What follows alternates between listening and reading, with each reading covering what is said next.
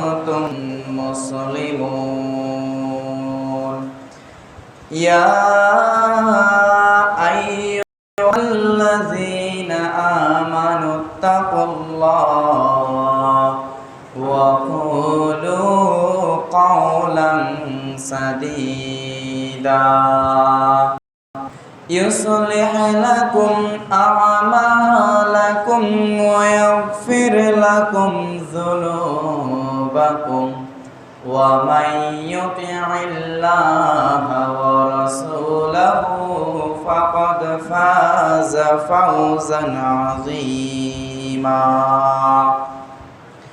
أعوذ بالله من الشيطان الرجيم بسم الله الرحمن الرحيم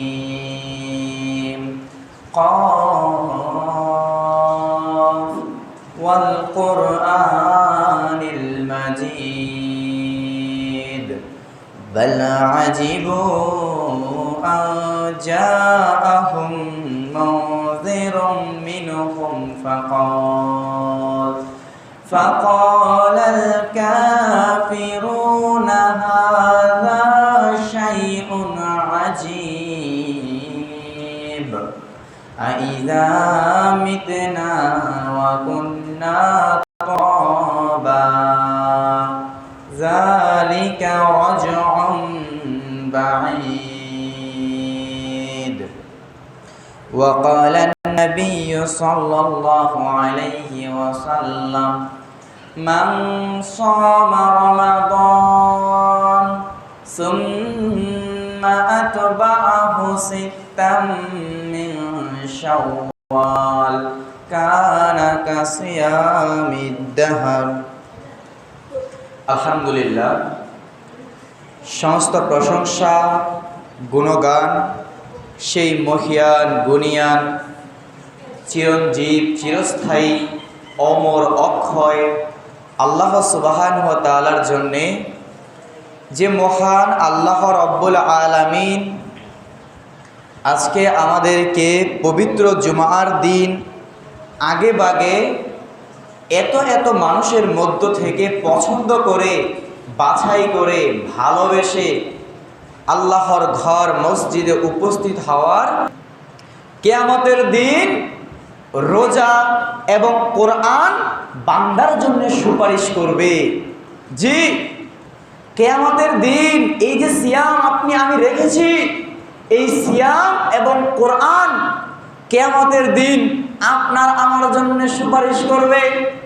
সিয়াম বলবে, হে আমার প্রতিপালক, হে আমার প্রতিপালক, এই বান্দা সারাদিন না খেয়ে থেকেছে, তার সামনে ভালো ভালো খাবার ছিল, সে এগুলো খায়নি, এগুলো মুখ ফিরিয়ে নিয়েছে, পিপাসায় বুকটা ফেটে যাচ্ছিল, এক ফোঁটা পানি সে পান করেনি। কেন? সে তোমার ভয়ে, তোমার সন্তুষ্টির জন্যে এই বান্দা সিয়াম রেখে। অতএব আজকে এই বান্দাকে তুমি আমার সাথে জান্নাতে দিয়ে দাও। বলেন সুবহানাল্লাহ। কোরআন বলবে, এই যে আপনি তেলাওয়াত করেছেন, সেই কিয়ামতের কঠিন ময়দানে কোরআন আপনার আমার পক্ষে সুপারিশ করবে। আল্লাহ রাব্বুল আলামিনের কাছে বলবে, হে আমাদের প্রতিপালক, এই বান্দা রাত জেগে কোরআন তেলাওয়াত করেছে, আরামের ঘুম হারাম করে দিয়েছে, আরামের বিছানা ছেড়ে দিয়েছে, কোরআন তেলাওয়াত করেছে, কোরআন বুঝার চেষ্টা করেছে। এই বান্দা কোরআন পড়তে পারে না, সে কোরআন শেখার চেষ্টা করেছে। যারা কোরআন তেলাওয়াত করতে পারে তাদের কাছে বসে সে কোরআন তেলাওয়াত করেছে। এই বান্দা কষ্ট করে কোরআন তেলাওয়াত করেছে, কোরআন অনুযায়ী তার জীবন পরিচালনা করার চেষ্টা করেছে। অতএব আজকে এই বান্দাকে তুমি আমার সাথে জান্নাতে দিয়ে দাও। সেদিন আল্লাহ রাব্বুল আলামিন এই যে সিয়াম, রোজা এবং কোরআনের সুপারিশ তিনি কবুল করে নেবেন। তাহলে এর থেকে বড় পাওয়া আপনার আমার জন্য কি হতে পারে? এই হলো যারা ছিলেন তাদের জন্য সুসংবাদ। এবার আসেন, রমাদানের মাসের সিয়াম যারা রাখলেন না, হতে পারে অলসতা করে কিংবা যে কোনো ভাবে সেরাই কোনো ওযর ব্যতীত আপনি রমাদানের মাসের সিয়াম আপনি রাখলেন না, না রাখার কি পরিণতি, এই দুঃসংবাদটা আপনাকে শুনিয়ে দিতে চাই।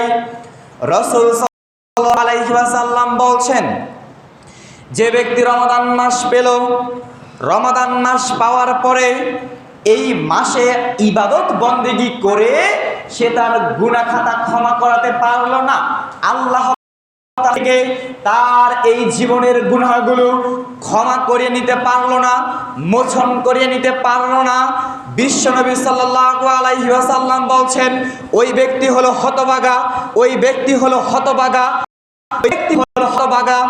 শুধু তাই নয়, যারা রমজান মাসের সিয়াম রাখেনি, যারা রমজান মাসের সিয়াম রাখেনি তাদের উপরে ফেরেশতা জিবরাইল আলাইহিস সালাম এবং নবী মুহাম্মদুর রাসূলুল্লাহ সাল্লাল্লাহু আলাইহি ওয়াসাল্লাম অভিশাপ করেছেন, লানত করেছেন ওই ব্যক্তির উপরে যে ব্যক্তি রমাদান মাস পেল, রমাদান মাস পাওয়ার পরে সে ইবাদত না, রমাদানের সিয়াম সে রাখলো না, সে রমাদান মাসটাকে হেলায় খেলায় সে কাটিয়ে দিল, ওই ব্যক্তি হলো হতভাগা, ওই ব্যক্তি হলো হতভাগা, ওই ব্যক্তি হলো অভিশপ্ত। আপনি কাকে হতভাগা বলছেন? কাকে আপনি হতভাগা বলছেন? ওই ব্যক্তি হতভাগা। তাহলে উপস্থিত যারা আছেন, যারা শুনছেন, আমাদের মধ্যে যারা রমাদানের মাসের সিয়ামটা রাখলাম না, রমাদান মাসটাকে পার করে দিলাম, আপনি হলেন হতভাগা, আপনি হলেন অভিশপ্ত, আপনি হলেন হতভাগা। হতভাগা ব্যক্তি আপনি কোথায় করছেন? আপনি আমি তো হতভাগা যারা রমাদান মাসটাকে কাজে লাগাতে পারলাম না। জি, এই রমাদান মাসটাকে আল্লাহ দিয়েছিলেন যাতে করে আপনি আমি মুত্তাকি হতে পারি, আপনি আমি আল্লাহর ভয়টাকে অর্জন করতে পারি। কিভাবে? আপনি বলবেন, এক মাস না খেয়ে থেকেছি, রোজা রেখেছি, এর মাধ্যমে কি করে তাকওয়া অর্জিত হয়, এর মাধ্যমে কি করে আল্লাহকে ভয় করা হয়। আপনারা বিবেকবান মানুষ, জ্ঞানী মানুষ, আপনি যদি একটু লক্ষ্য করেন তাহলে আপনি দেখতে পাবেন বছরে 12টি মাসের মধ্যে এক মাস আমরা সিয়াম রাখি। এই একটি মাস অন্যান্য 11টি মাসের তুলনায় মানুষ পাপ কাজ কম করে না বেশি করে? কম করে। অন্য মাসে আমরা যেভাবে জীবন যাপন করি, আমাদের আচার আচরণ, আমাদের কথাবার্তা, আমাদের জীবন যাপন, আমাদের চলাফেরা যেরকমের থাকে, রমাদান মাসে কি সেরকমের ছিল? বলেন তো, সেরকমের ছিল? সেরকমের ছিল না।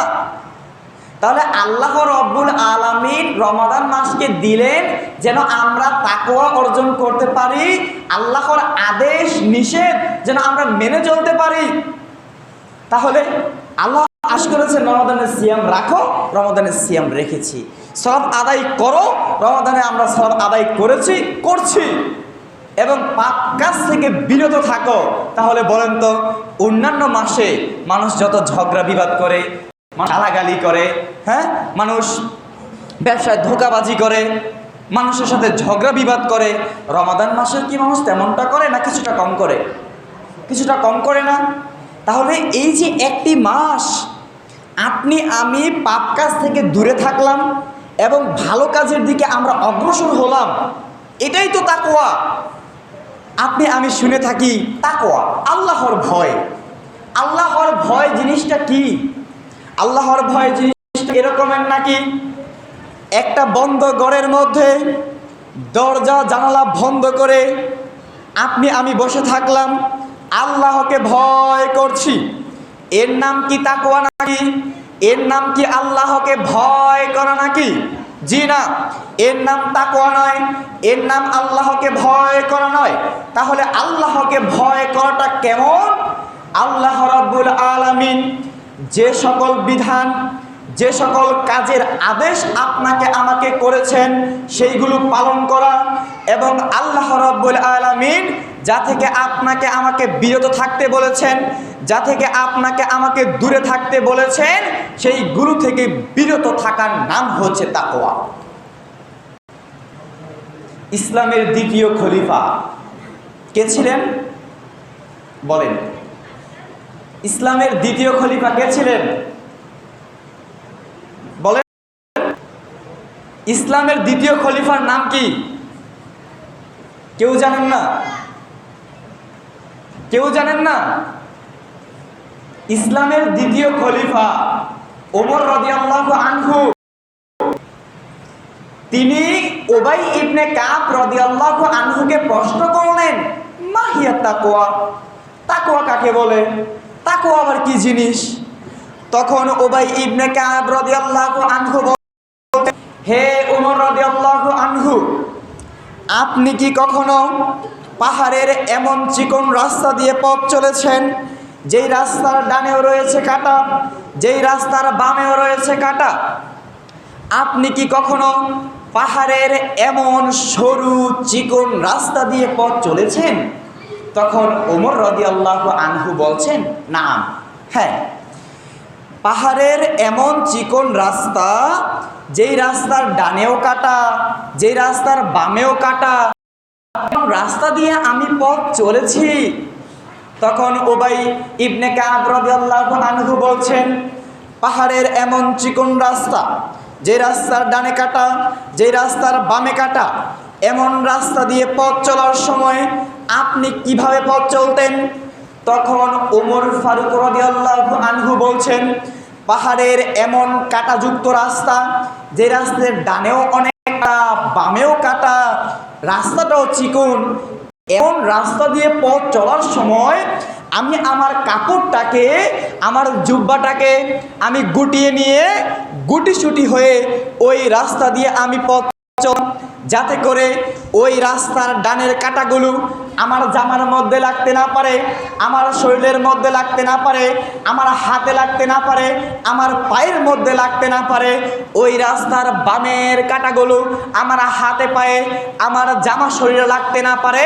আমি এমনভাবে গুটিসুটি হয়ে ওই রাস্তা দিয়ে আমি পথ চলতাম। তখন উবাই ইবনে কাব রাদিয়াল্লাহু আনহু বলছেন, হাযিহি তাকওয়া, এটাই তো তাকওয়া। এই দুনিয়াতে আপনি আমি জীবন যাপন করব, এই দুনিয়াতে আপনি আমি বসবাস করব, এই দুনিয়াতে আপনি আমি কাজকর্ম করব, ব্যবসা বাণিজ্য করব, দুনিয়াতে সব কিছুই আমি আপনি করব। শয়তান আপনাকে আমাকে ডান দিক থেকে আহ্বান করবে, আসো তুমি অন্যায় কাজ করো, আসো তুমি পাপ কাজ করো। শয়তান আপনাকে আমাকে বাম দিক থেকে আহ্বান করবে, অন্যায়ের দিকে, অশ্লীলতার দিকে, ধ্বংসের দিকে আহ্বান করবে, পেছন দিক থেকে আহ্বান করবে।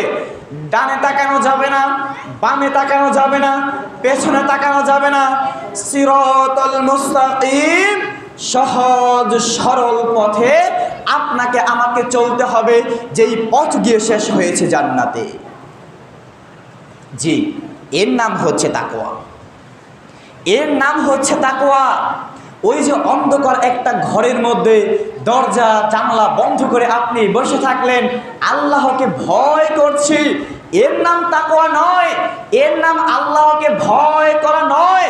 আল্লাহকে ভয় করার অর্থ হচ্ছে আল্লাহ রাব্বুল আলামিন যা কিছু আদেশ করেছেন সেগুলো আপনি পালন করবেন, এবং আল্লাহ রাব্বুল আলামিন যা নিষেধ করেছেন, যা থেকে বিরত থাকতে বলেছেন, তা থেকে আপনি আমি বিরত থাকব। এর নামই হচ্ছে তাকওয়া। জি, এই জন্য আল্লাহ রাব্বুল আলামিন আপনাকে আমাকে এই সিয়াম দিলেন। এবার আসেন, এই তাকওয়া যদি আপনি আমি অর্জন করি, আল্লাহর এই ভয়টা যদি আপনি আমি অর্জন করতে পারি, তাহলে কি হবে? এই তাকওয়া দিয়ে কি হবে? তাকওয়া, আল্লাহর ভয়টা যদি আপনার আমার মধ্যে থাকে, তাহলে আপনি কখনো অন্যায় পথে যাবেন না, আপনি কখনো সালাত ছেড়ে দিবেন না, আপনি সিয়াম ছেড়ে দিবেন না, আপনি মানুষের সাথে ঝগড়া বিবাদ করবেন না, আপনি হারাম উপার্জন করবেন না, আপনি ব্যবসায় মানুষকে ধোঁকা দিবেন না, মাপে কম দিবেন না। যত অশ্লীলতা রয়েছে, যত পাপ কাজ রয়েছে, এইগুলোর দিকে আপনি আমি কখনোই যাব না যদি আপনার আমার মধ্যে আল্লাহর ভয় থাকে। আজকে যত পাপ হচ্ছে, যত অন্যায়, অত্যাচার, জুলুম, নির্যাতন, অশ্লীলতা, বেহায়াপনা হচ্ছে, এই সব কিছু হচ্ছে আপনার মধ্যে আমার মধ্যে আল্লাহর ভয় না থাকার কারণে। আল্লাহর ভয় না থাকার কারণে আমরা বারবার অশ্লীলতা করছি, বারবার আমরা পাপ কাজে লিপ্ত হচ্ছি, জেনে বুঝে আমরা সুদ খাচ্ছি, ঘুষ খাচ্ছি, হারাম উপার্জন করছি, শুধুমাত্র আল্লাহ তাআলার এই ভয়টা আপনার আমার মধ্যে না থাকার কারণে। যদি আপনার আমার মধ্যে আল্লাহর ভয় থাকতো, বনি ইসরাইলের ওই 3 ব্যক্তির মতো, বনি ইসরাইলের ওই 3 ব্যক্তির ঘটনা আপনারা জানেন। বনি ইসরাইলের 3 জন ব্যক্তি, তারা পথ চলছিল, হঠাৎ করে তারা প্রবল ঝড়ের মুখে তারা পড়ল। ওই ঝড় তুফান থেকে বাঁচার জন্যে পাহাড়ের একটা গুহায় তারা গিয়ে আশ্রয় নিল, যাতে করে ওই ঝড় তুফান থেকে তারা রক্ষা পায়।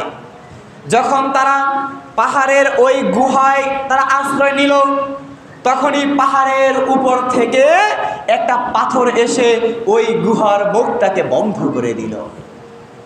তাদের শরীরের মধ্যে যত শক্তি ছিল, তারা ওই পাথরটাকে ঠেলতে থাকলো, কিন্তু ওই পাথরটাকে তারা সরাতে পারল না।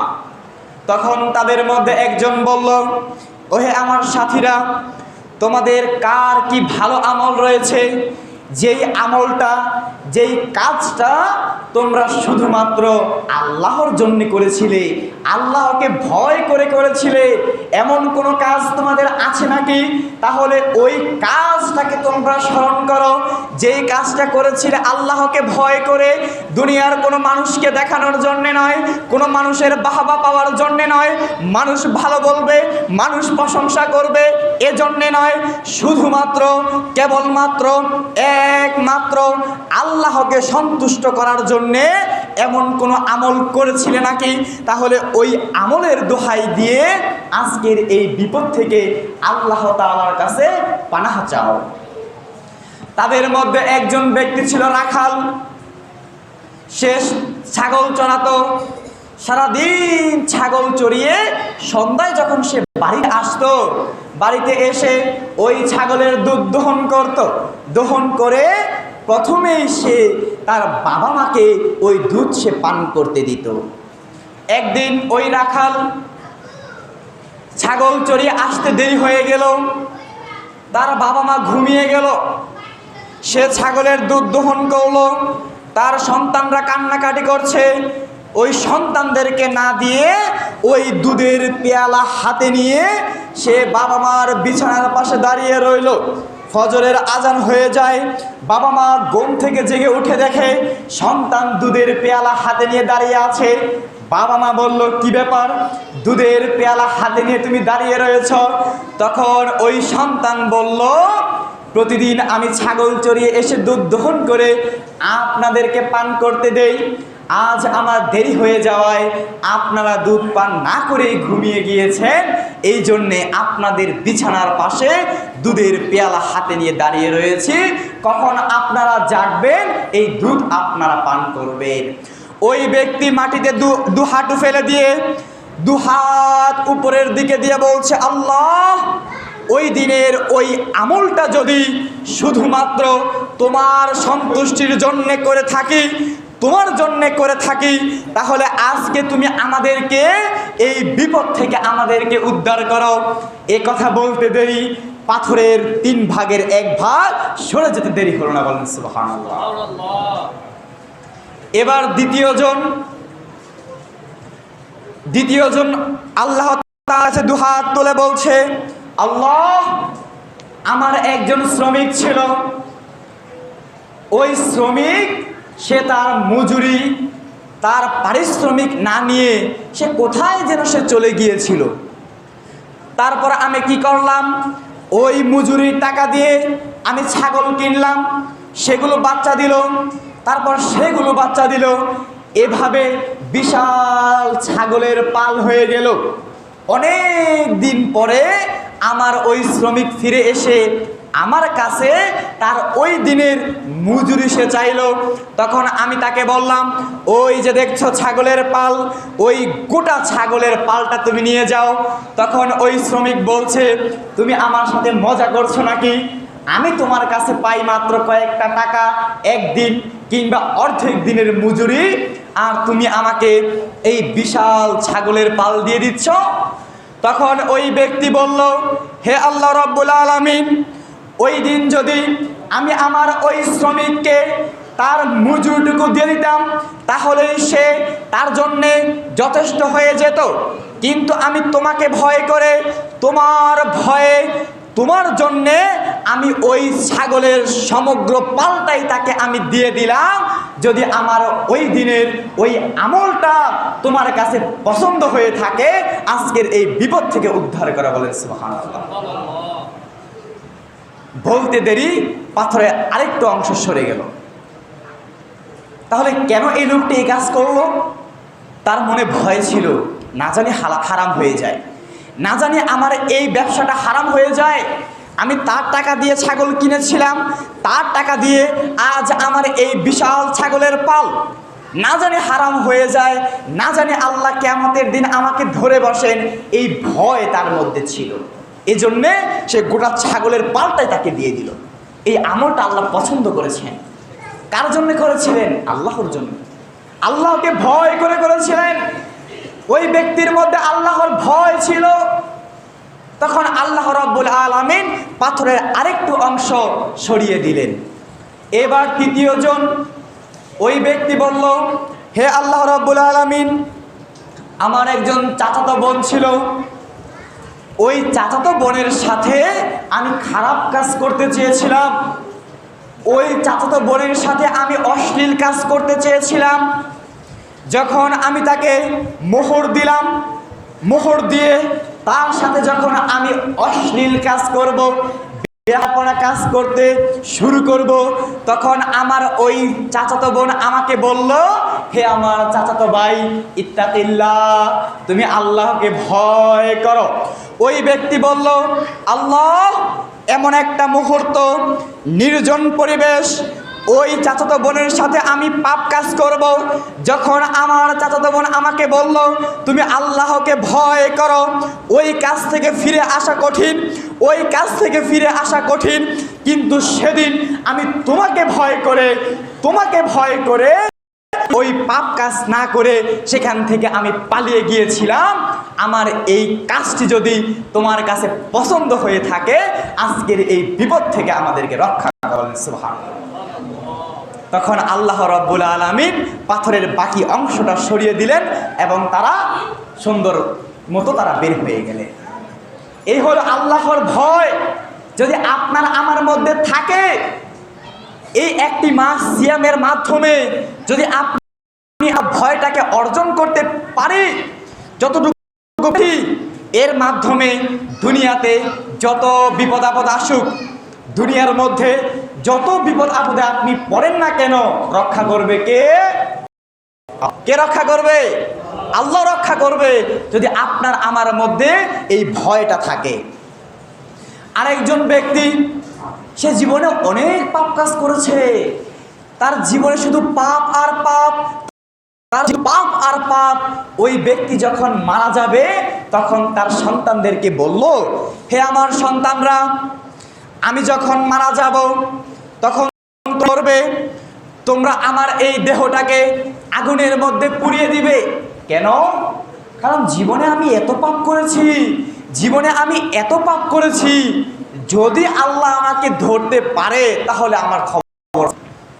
তার এই ভয়টা ছিল যে তোমরা, আমি যখন মারা যাব তখন আমার এই যে দেহটা তোমরা আগুনে পুড়িয়ে দিবে, পুড়িয়ে দেওয়ার পরে অর্ধেক ছাই বাতাসে উড়িয়ে দিবে, অর্ধেক ছাই সমুদ্রের মধ্যে ভাসিয়ে দিবে। কেন? জীবনে এত পাপ করেছি, জীবনে এত পাপ করেছি, যদি আল্লাহ আমাকে ধরতে পারেন তাহলে আমার খবর আছে। তো যেমন কথা তেমন কাজ, ওই ব্যক্তি যখন মারা গেল, তার সন্তানরা তার দেহটাকে, তার শরীরটাকে আগুনের মধ্যে পুড়িয়ে দিল। অর্ধেক ছাই বাতাসের মধ্যে উড়িয়ে দিল, আর বাকি অর্ধেক ছাই সমুদ্রের মধ্যে ভাসিয়ে দিল। এরপর আল্লাহ রাব্বুল আলামিন ওই বাতাসকে আদেশ করলেন, ছাইগুলো একত্রিত করো। ওই সমুদ্রের পানিকে আদেশ করলেন, ওই ছাইগুলো একত্রিত করো। আল্লাহ রাব্বুল আলামিন ওই ব্যক্তিকে পুনরায় আবার জীবিত করলেন। জীবিত করে জিজ্ঞাসা করলেন, এ উমুক, এই কাজটি তুমি কেন করলে? এই কাজটি তুমি কেন করলে? তখন ওই ব্যক্তি বলল, মিন খাশিয়াতিকা ইয়া রব, হে আমার প্রতিপালক, আমি তোমার ভয়ে এই কাজটি করেছি। তখন আল্লাহ রাব্বুল আলামিন বলেন, যাও ক্ষমা করে দিলাম। ভাবতে পারলেন আপনি? ওই ব্যক্তি কুফরি করেছে, ওই ব্যক্তি ভেবেছে তার দেহটাকে পুড়িয়ে ছাইগুলো বাতাসে উড়িয়ে দিলে, সমুদ্রের মধ্যে ভাসিয়ে দিলে আল্লাহ তাকে ধরতে পারবে না। অর্থাৎ মৃত্যুর পরবর্তী জীবনের প্রতি সে অস্বীকার করেছে, সে কুফরি করেছে, সে পাপ কাজ করেছে। এরপরেও আল্লাহ ক্ষমা করে দিলেন। কেন?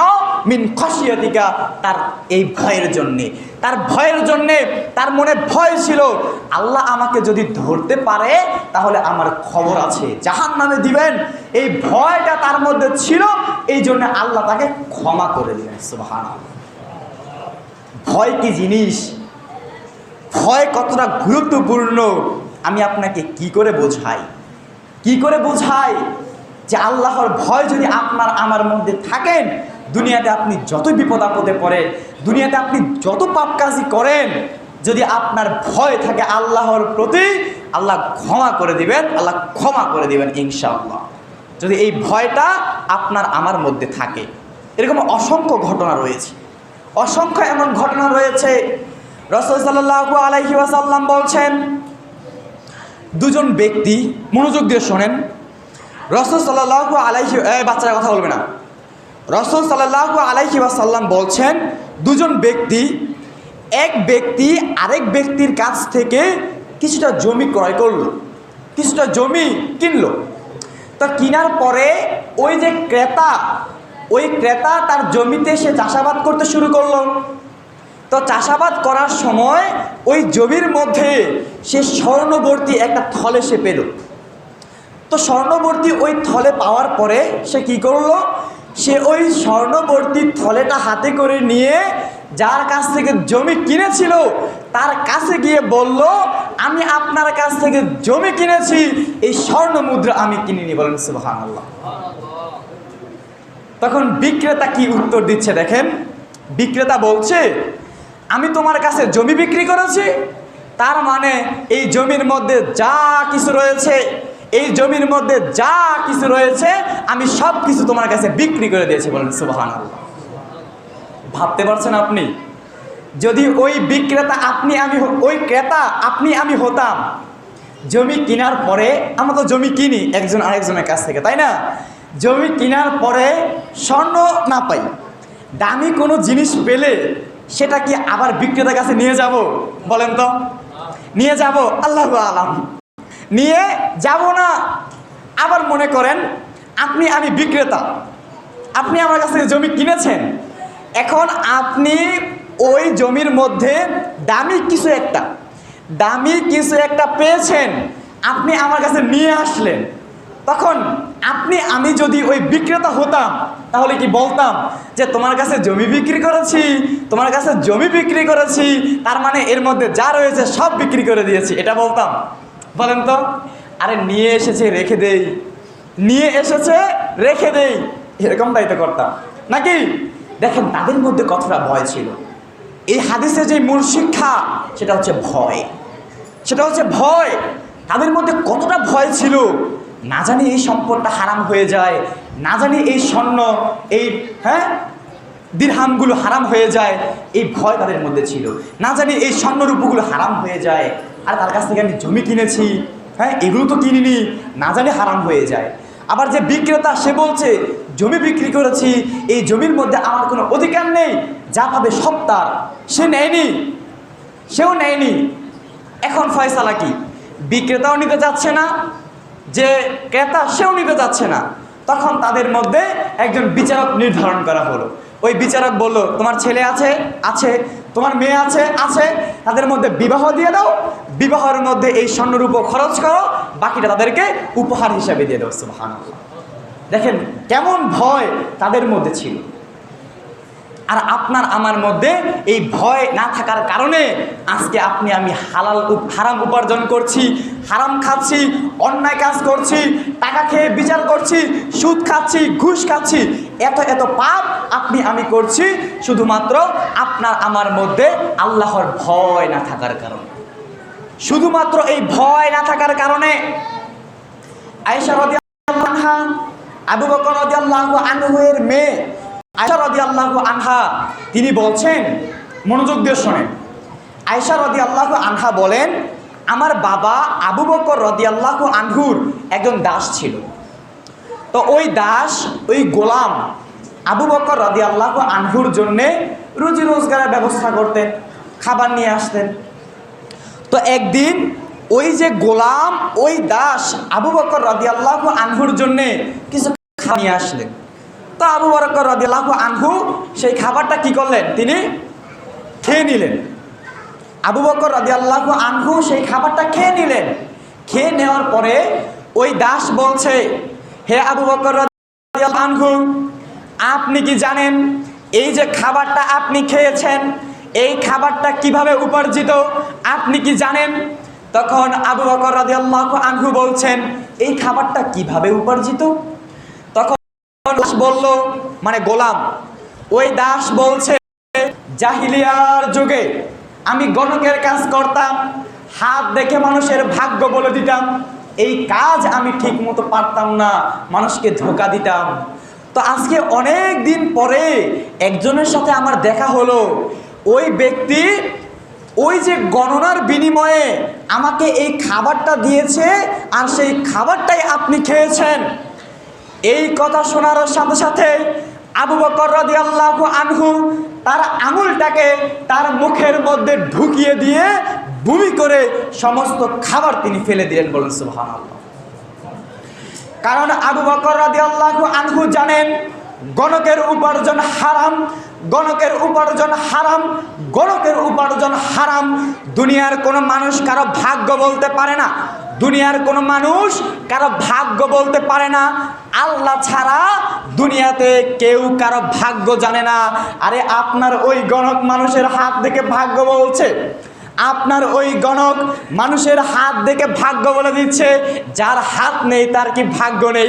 আপনার ওই গণক মিথ্যুক, আপনার ওই গণক হলো মিথ্যুক। জি, ওই গণক হলো মিথ্যুক। সে হাত দেখে মানুষের ভাগ্য বলছে, যার হাত নেই তার কি ভাগ্য নেই? সে মিথ্যুক। আল্লাহ ছাড়া কেউ কারো ভাগ্য জানে না, কেউ কারো ভাগ্য জানে না। আর আবু বকর রাদিয়াল্লাহু আনহুর পেটে হারাম থাকবে সেটা কি করে হয়? দেখেন তাদের মধ্যে কতটা ভয় ছিল। আর আপনি আমি হলে কি করতাম? খেয়ে ফেলেছি আর খাবো না, খেয়ে ফেলেছি সামনে আর খাবো না। এইভাবে আপনি আমি হারামকে হালাল বলে স্বীকৃতি দেই।